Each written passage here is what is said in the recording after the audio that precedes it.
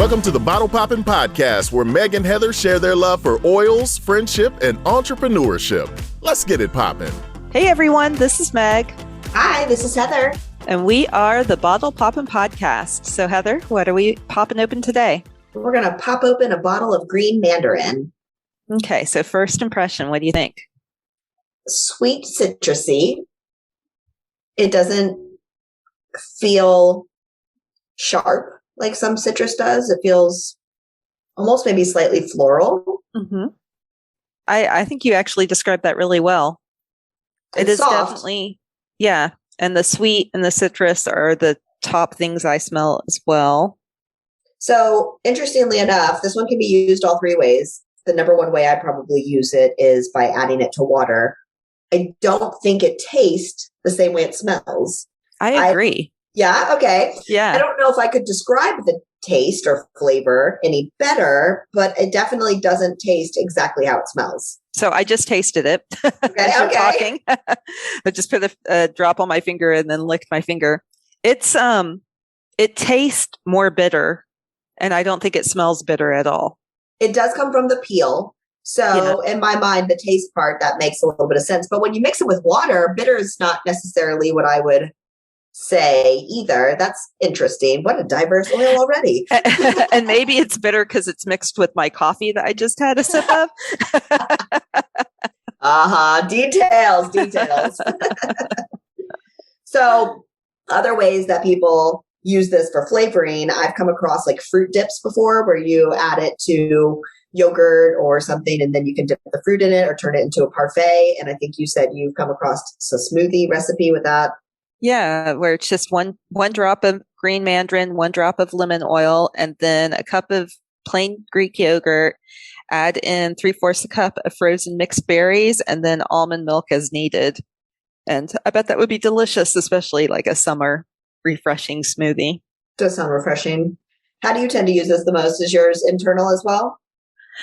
So probably the way I use it the most is in diffuser blends, just because there's so many different oils that I use internally, but I do often add it to water, just to add a layer of flavor. I kind of switch up what I'm doing, but I really like it in diffuser blends because it is citrusy, but it smells a little different than other citrus oils. Agreed. And so I feel like my go-to with citrus oils is normally mixing it with mint oils, because then that combo is just super uplifting.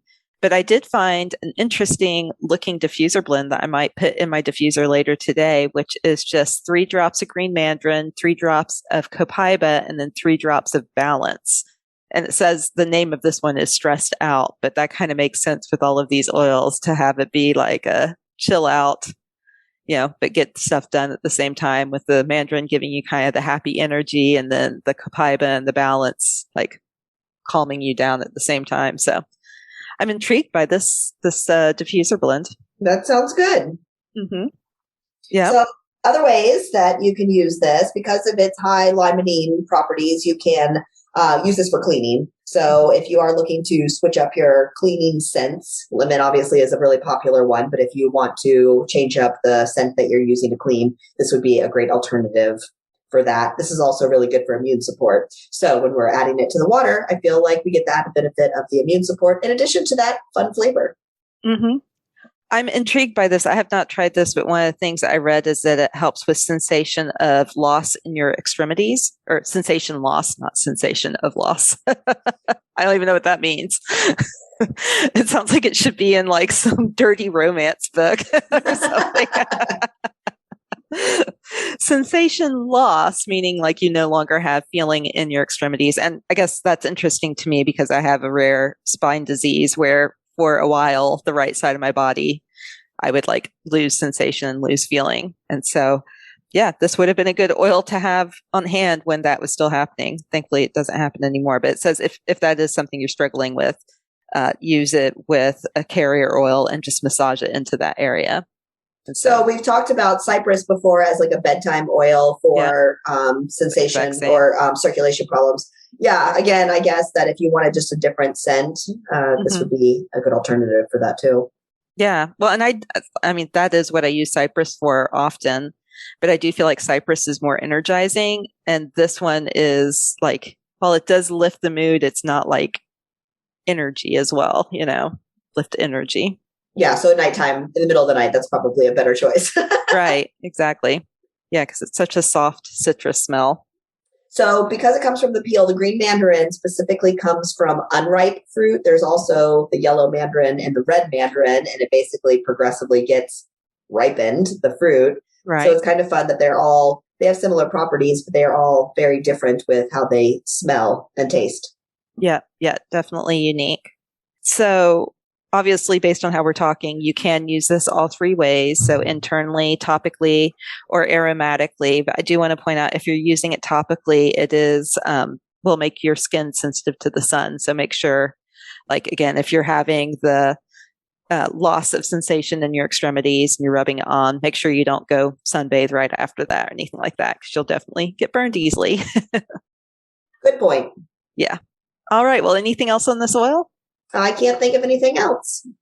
Okay. Well, we hope you learned something new about green mandarin today. Thank you so much for listening. Feel free to share this with anybody who you think this might help. And also just a reminder, we love connecting with you. So if you want to join us for our third Thursday of every month Zoom call, or Ask Us Anything Zoom call, we'd love to have you join us. It's at 7 p.m. Central Time, just for 30 minutes, but we are there to connect with you, answer any questions you might have. So we hope that you join us at some point.